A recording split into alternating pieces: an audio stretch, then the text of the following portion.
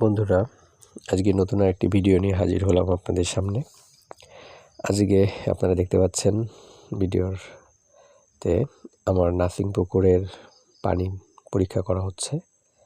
আর আজকে আমরা এখানে দেখব আমার মাছ চাষের প্রধান যে জিনিসটি সেটা হচ্ছে পানির পিএইচ চেক করাটা, আর সাথে অ্যামোনিয়া, সাথে টিডিএস, তারপর অক্সিজেন লেভেল কত আছে, তারপরে হচ্ছে আপনার ফসফেট কত আছে, নাইট্রেট কত আছে, প্লাস টেম্পারেচার কী অবস্থায় আছে, স্যালাইনিটি কী অবস্থায় আছে, এগুলো আজকে সব দেখা হবে। তো আপনারা দেখতে পাচ্ছেন আমাদের একজন অভিজ্ঞ ভাই, উনি আমার এটা টেস্ট করছেন আমার নার্সিং পুকুরের যে অ্যামোনিয়ার অবস্থা কেমন আছে। আসলে মাছ চাষের জন্য অ্যামোনিয়াও খুব ক্ষতিকর, প্লাস আয়রনের মাত্রা কেমন আছে এটাও খুব ক্ষতিকর, আয়রনটাও, বা পিএইচ ওঠানামা করলে সেটাও অনেক ক্ষতিকর। তো দেখেন এখানে চেক করা হচ্ছে যে আসলে কোনটা কেমন অবস্থায় আছে, কারণ আমি 4-5 দিন বাদে মাছ দিব।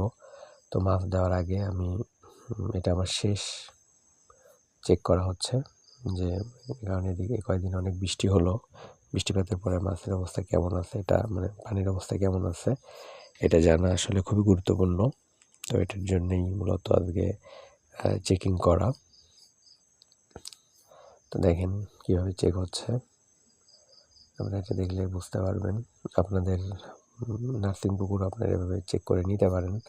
যদি কোনো অসুবিধা হয় পানিতে, তাহলে সেটার জন্য ভালো সাজেশন পাবেন আপনারা অবশ্যই, এবং সেই মতো করে সেই গাইডলাইন অনুসরণ করে যদি আপনারা মাছ চাষ করেন, তো আশা করি আপনারা লাভবান হবেন। কারণ এখন আধুনিক পদ্ধতিতে ছাড়া মাছ চাষে সফল হওয়া আসলে খুবই কঠিন। তো দেখেন আমার এখানে আসলে এগুলাতে আমার পুকুরের পানি নিয়ে তার মধ্যে কেমিক্যাল মিশ্রিত করে দেখা হচ্ছে যে আসলে কী অবস্থায় আছে এটা। তো দেখেন পদ্ধতিটা কেমন, অনেকেই জানেন না। দেখেন এখানে এই পেজটাতে অনেকগুলো কালার আছে, আর আমার এই পুকুরে পানির মধ্যে যখন এই কেমিক্যালটা মিশানো হলো, এখন এর কালারের সঙ্গে আমি এই কালারটা মিলাবো। দেখেন বন্ধুরা, এই কালারটি মিলালে এখানে আমার পিএইচের মাত্রা আসছে 7.8। খেয়াল করেন এই কালারটির সঙ্গে আমার পানির কালারের মিল রয়েছে। তো আমরা সাধারণত জানি গলদার পুকুরে 7.5 থেকে 7.8, 8.5টাই ভালো। 7.5 থেকে 8.5, তো আমার এখানে আছে 7.8।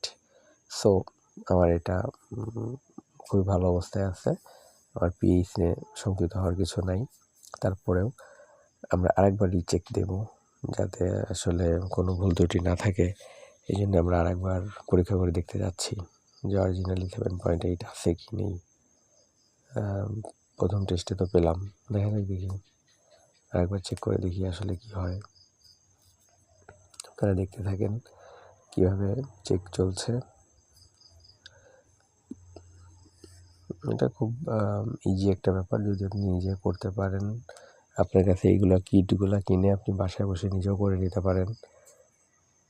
দেখেন বন্ধুরা, আমাদের সেকেন্ড টাইম আবার পরীক্ষা করা হচ্ছে, কারণ আমাদের কনফিউশন থেকে গেছে যে কোনো ভুল হলো কি না। তো যাই হোক, এই জন্য আমরা সেকেন্ড টাইমও ট্রাই করছি যে আসলে কী অবস্থা হচ্ছে। দেখেন এই ধরনের কিট কিনতে পাওয়া যায়, আপনারা অনলাইন থেকে বা ফিজিক্যালি যে কোনো জায়গা থেকে এগুলো আপনারা কিনে নেবেন। কিনে নিয়ে বাসায় বসে চেক করতে পারেন। আপনি নিজের ঘের, পুকুর সব কিছু চেক করে নিতে পারেন। দেখেন এখানে আরেকটা পেপার আছে, এটা দিয়েও এখানে মেলানো হবে পিএইচ, আসলে পিএইচের মানটা কেমন আছে এটা দেখার জন্যে। দেখেন বন্ধুরা, এখানে আমার পানির কালারের সঙ্গে 7.8টাই ম্যাচিং হচ্ছে। তাহলে 7.5 আর 8.5-এর মধ্যে যে অবস্থানটা, এটা বেটার বলা হয় গলদা চাষের জন্য। তো আমার সেখানে পিএইচের মানটা খুব ভালো আছে। আর বন্ধুরা, এই আরেকটা যেটা দেখতে পাচ্ছেন, এটা হচ্ছে অ্যামোনিয়া টেস্ট করার জন্য। দেখেন আমার এখানে অ্যামোনিয়া টোটালি নীল, কিচ্ছু নাই। তো এটা আমার জন্য একটা ভালো গুড নিউজ, যে না আমার এখানে কোনো অ্যামোনিয়া নেই, বিষাক্ত কোনো গ্যাস নেই। গ্যাসীয় পদার্থ বা এই ধরনের কোনো কিছু অ্যামোনিয়া টাইপের জিনিস নাই আর এখানে। দেখেন আর আরেকটা এই যে যেটা দেখা হচ্ছে এই আরেকটি, এটা হচ্ছে আপনার ফসফেট দেখা হচ্ছে, আর হচ্ছে আরেকটি দেখা হচ্ছে নাইট্রোজেন। তো দেখেন আমার এখানে ফসফেটও তেমন সমস্যা নাই। তো আমার পানি মোটামুটি ভালোই আছে অবস্থা। এরপর আমরা আরও পরীক্ষা বাকি আছে দেখব। দেখেন এখানে আমরা মিটার দিয়ে, ডিজিটাল মিটার দিয়ে এখানে আমরা দেখবো আমাদের পানির টেম্পারেচার কেমন আছে এখন। তারপরে এখানে টিডিএস দেখব এবং আমার স্যালাইনিটি দেখব। এই ডিজিটাল মিটারটি দিয়ে 3টা কাজ করা যায়। দেখেন আমার এই প্রথমটা হচ্ছে টিডিএস। দেখেন আপনি এখানে দেখতে পাচ্ছেন 2487। এটাকে আমি যদি 1000 দিয়ে ভাগ করি তাহলে আমার আসে 2.4। মানে এটা আমার মোটামুটি ভালোই বলা যায়। এটা হচ্ছে আপনার টিডিএস।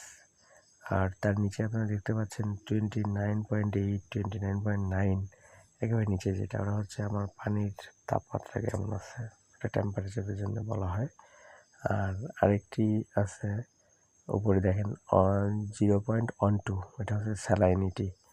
আমার পুকুরে এখন স্যালাইনিটি আছে হচ্ছে 0.12। তো এটা বাগদা চাষের জন্য ভালোই বলা যায়, মানে গলদা চাষের জন্য ভালোই বলা যায়। আর বাগদা চাষের জন্য সাধারণত 5 থেকে 7 পিপিটি 10 পিপিটি হলে ভালো হয়। তো আমার এখানে যেহেতু আমি গলদা চাষ করব, আমার স্যালাইনিটির মাত্রা খুবই ভালো আছে 0.12। অবশ্যই এটাকে ভালো বলতে হবে নিঃসন্দেহে। তো যাই হোক।